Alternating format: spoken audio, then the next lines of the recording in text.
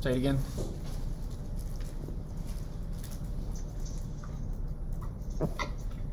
Y'all can hear me? Yep. All right.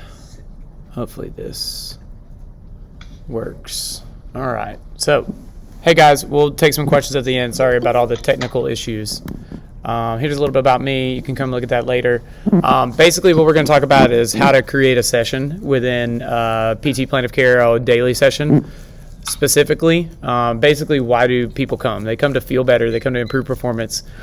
They often want to have a neutral party to rehab with, and they want to reduce their psychological impact of recovery. So we got a little evidence-based practice model down here, just reminding everybody that all three of these circles are the exact same size. Not one is bigger than the other. So as we're going through this, remember some of this stuff is considering external evidence and patient expectation and values. So I think in order to create the optimal design, we need to have a flow and we need to have a plan. These are some of the steps of this plan. I think it's a 6-step process. First, when people come in, we want to screen, move over to therapist input, move over to movement preparation, move to priming the body, move on to a performance sector, and then pamper.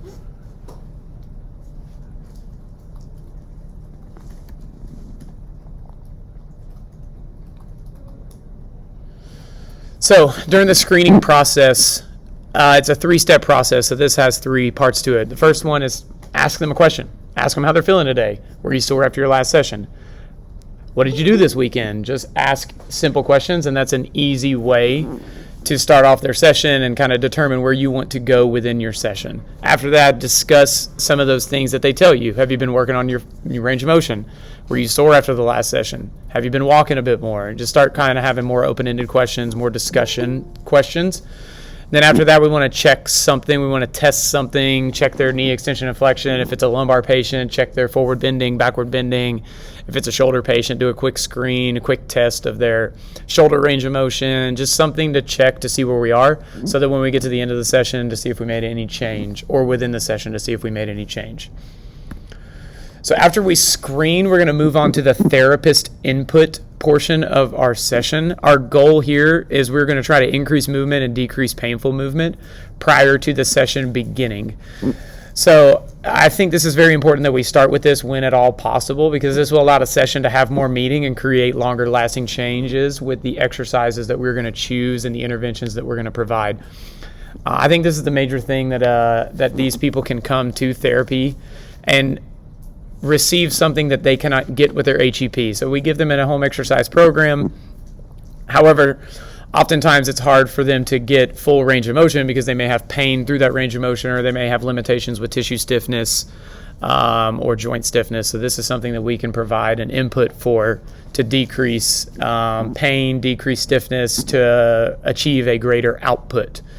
So if a patient comes in with decreased range of motion, we need to give them more range of motion so they can complete these programmed exercises that we want to give them with increased range of motion. Simple as that. Some examples with different body parts. The shoulder, it could be heat, instrument-assisted soft tissue massage, cupping, dry needling, joint mobilizations, passive range of motion, median nerve glides. These things are meant to have a pain-relieving sensation and a desensitization for the nervous system. And then we want to have that manual input for increased pain-free range of motion or desensitization. There's some more examples for the knee and for the lumbar spine that you can see here and kind of see why we do these certain things. After that, we'll move on to the movement preparation portion. This is where we want to transition from the table to performance. So after we've provided this novel input, we want to make sure that that new output is accompanied and we lock in that new range of motion with more range of motion we want to lock in that new range of motion with motor control and exercise.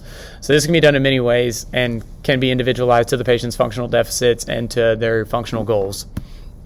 So some examples that we see here, after we've loosened somebody up with patellar mobs or some sort of heat or instrument assisted, we can move on to a heel prop with a hamstring stretch, or if they're needing flexion, we can move to heel slides.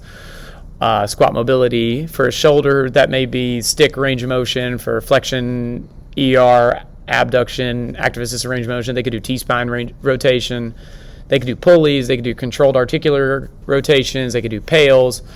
They could do, if it's a lumbar, we might want to do static dynamic cupping, which is cup on back moving through a range of motion. We could do prone press ups, we could do sciatic nerve flossing. These are just some examples that we want to start locking in some of the range of motion that we achieved after our desensitization has occurred. After this, we'll move on to our prime portion, which is where we want to prime the muscles that will help drive proper movement or that tend to be less dominant with certain impairments or surgeries. I like to think about how do we offload an injured and impaired structure. So I'm going to use the knee for an example. Oftentimes people come in with knee pain. Things that can offload the knee are quad strength. We also can look at hip strength. We can look at ankle dorsiflexion. So those are some of the things that we might want to prime or get ready for so that the knee doesn't handle all of the load. So we want to look at having to offload that injured, impaired structure so that we can have the load distributed through other portions of the body. So we want to kind of prime those muscles so that the knee can have less impact or force driven through it. So some of the examples that I gave here are core, quads, hip stabilizers, ankle stabilizers, rotator cuff, scapula stabilizers. Those are just some examples of areas of the body that we want to hit. So once again, some examples. We want to put some NMES on the quads, get some Russian on the quads to get them primed. Maybe do a quad warm-up with some TKEs or some knee over toe stuff or some Spanish squats. Maybe do a mini band warm-up for the hips. If we're looking at the shoulder, we might want to get the rotator cuff primed with some external rotation. Maybe the scapular stabilizers, get them primed with some T's and Y's or some band no monies. If it's the lumbar spine, we might want to do some anterior core work, maybe some glute work, maybe some diaphragm, pelvic positioning work. These are just some examples. There are many more examples, but these are just certain areas of the body that tend to be less dominant or need to be loaded or primed or activated is another way you could look at it in order for these muscles to help control some of the force going through these joints that are particularly injured or had surgery on them. As we move on to the performance side, this is where we begin to take the athlete back to higher level of function. These can be multi-joint exercises. It can be high levels of stability and motor control will be demanded of them. This is where we want to challenge that patient with a new range of motion, stability, and hopefully with less pain that they came in with. And then some of our primary goals are force absorption and force production. So some examples that we can look at, it may be depth landing, it may be agility ladder, it may be hurdles, it may be change of direction, it may be plyometric, but it also could be a squat, it could be a hinge, it could be a lunge, it could be a step. Somebody could have pain going down steps. So we might want to prime their body, getting them ready for step ups or step downs. If it's a shoulder, we may move on to med ball, plyo ball, we may move on to closed kinetic chain things, we may move a push or a pull, something that's going to be higher level or more functional that the patient may have a primary complaint of as well. If it's a lumbar spine patient, we may do med ball, we may do hinge progressions, squat progressions. Once again, these are higher level performance things that hopefully should also mimic the patient's primary complaint that they have described that they're seeking out physical therapy interventions for. After that, we want to pamper these guys and girls. A lot of times athletes don't want to do the things that we are forcing them to do or encouraging them to do. So we want to make sure that we're rewarding them with their work that they did for us. Obviously, we value and we really emphasize certain things like quad strengthening or hip strengthening or core or posture or all these things. A lot of these guys don't really care about this stuff. They just want to feel better. And sometimes these things at the end of the session help people feel better after they've done all these things. And there's also a high likelihood that we forced them to do things that may have reproduced their symptoms at times. And this could be a way of reducing some of those unwanted side effects that we see during the session.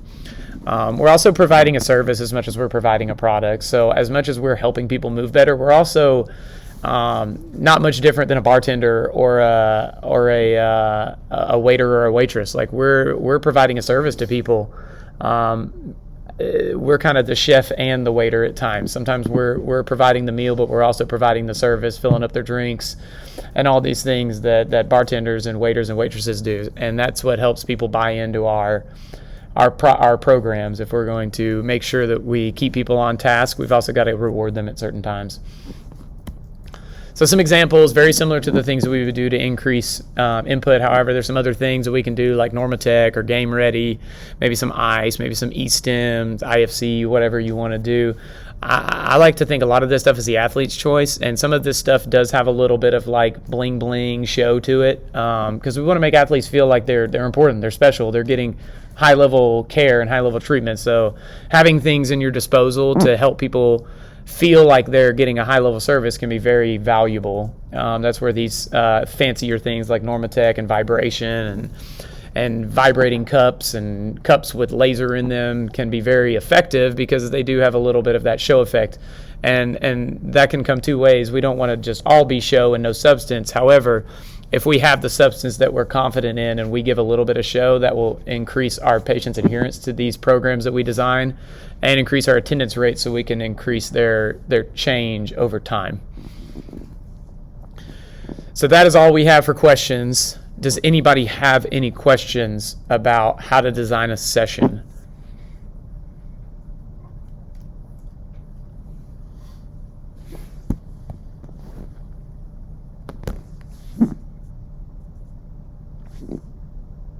You might have to unmute yourself. I don't know if anybody are asking questions or not. But if you don't have any questions, here are some questions that I think could get asked. And can you go out of order? Yeah, sure. Things can happen. We want to look at this like it's an ideal situation, but sometimes things don't work out. Sometimes you have an eval that's right before a person. Sometimes a person walks in off the street and you don't really have time to get some manual input on them. So you might have to throw some, I don't know, just some stretches on them that maybe that aren't, ideal at this time before you've got your hands on them or before you've got some things on them to change that input. But sometimes you just got to do what you got to do. And then the order, why does it matter? I mean, we want to create a window of opportunity for change, so I think the order does matter a good bit. So that's why we want to put that manual input at the beginning or that therapist input at the beginning. Then we can ingrain that change, and then we reward them for what they do for us. It also creates a standard for care, and honestly, if the order doesn't matter, then what does matter? What are we doing? Are we just picking things out of the cloud and just picking what comes to our mind at the time, or do we have a plan for them? And if we have that plan for them, oftentimes the patient in front of us tends to buy in or trust us within that process a little bit more.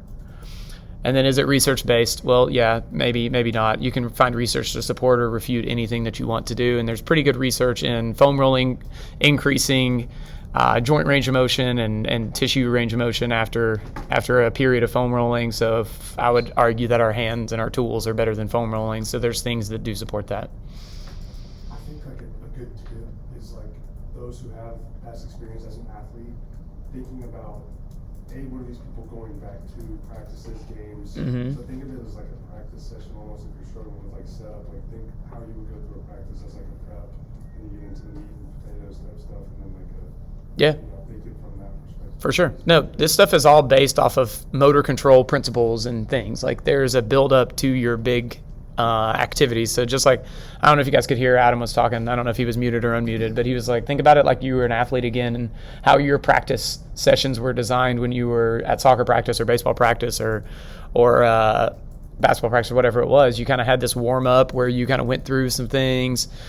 Then you had like a couple of drills where you worked on a few skills, breaking down those skills, and then you built up to these big skills. So you went from, fielding a ground ball, to turning it into a double play to turning it into a game-like session. So you build up to that big moment. Absolutely. Anybody have any thoughts about anything, about things that you would add to this or things that you would change or things that you would take away or things that you don't believe in or anything? Once again, this isn't the end-all, be-all to PT session design, but I've found that a lot of people enter the field and not know what they're doing and pretend to know what they're doing, and it's pretty apparent that they don't know what they're doing. So more so just trying to create some standardization, clarity, or just a little bit more light into the how do you put things in a session.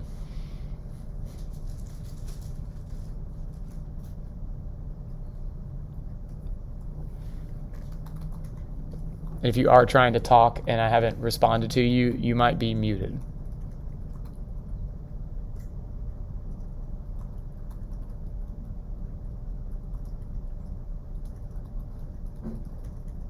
Cool. Well, guys, if y'all have any questions about anything in the future, if you guys didn't like this or liked this or thought it was stupid but you didn't want to say it out loud and you just want to message me later individually, that's totally fine. But other than that, that is all I have to say for this. So y'all have a good rest of your day, and probably going to come back in with some other stuff here in the near future. All right. Bye. Bye. All right. Thanks, Travis. Yep.